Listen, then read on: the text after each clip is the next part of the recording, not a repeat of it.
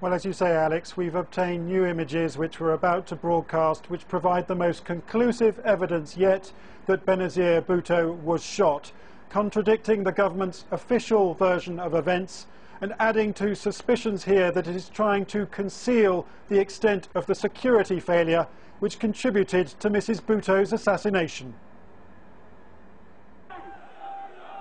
It's late afternoon, and a crowd estimated at a few hundred is swarming around Benazir Bhutto's car. A clean-shaven man in sunglasses is watching at the fringes. He's concealing a gun.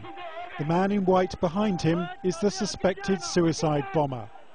The sniper moves in to within a few feet of Bhutto, who is greeting her supporters. He fires 3 shots.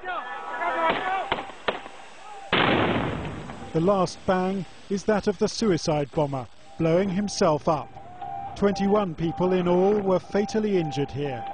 You can hear their cries of pain and shock. Look at the shooting again. As the gunman fires at Bhutto, her hair is lifted. Her shawl is also seen to rise, and she falls inside her car. These images, broadcast for the first time, apparently contradicting the official version of events, which insists that Benazir Bhutto was not shot. The government says she was killed after fracturing her head on her car's sunroof lever. But many here say both pictures and eyewitness testimony make a mockery of the government's story. I have seen that Benazir was gunshot by a gun. I am 100% sure that Benazir was killed by a gunshot. That opinion on the street seemingly borne out by the latest pictures of Thursday's atrocity. And as more such images come to light, they will fuel the anger of protesters both here at the scene of the crime and around the country, who feel that they've been lied to by the government, that there's been a deliberate cover-up of what amounts to a massive security failure to protect this country's best-known politician.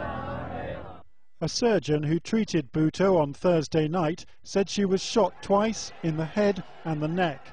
You can hear the shots in this footage, and again see the gun. But by Friday, the hospital mysteriously changed its story, saying no bullet wounds had been found. Instead, a government spokesman insisted she'd hit her head against her car after the bomb exploded. When she was waving, there were 3 shots that were fired. So you could hear these 3 shots that were fired. But fortunately enough, none of the shots hit her. But look at the car. There's no sign of blood on the silver-coloured sunroof lever. And though the car was damaged, it was bomb-proof. Every other passenger in it survived. Our pictures show Benazir Bhutto had fallen into the car before the explosion, which suggests she was more likely killed by an assassin's bullet seconds earlier. Today we spoke to a senior Bhutto aide who travelled in the car behind her.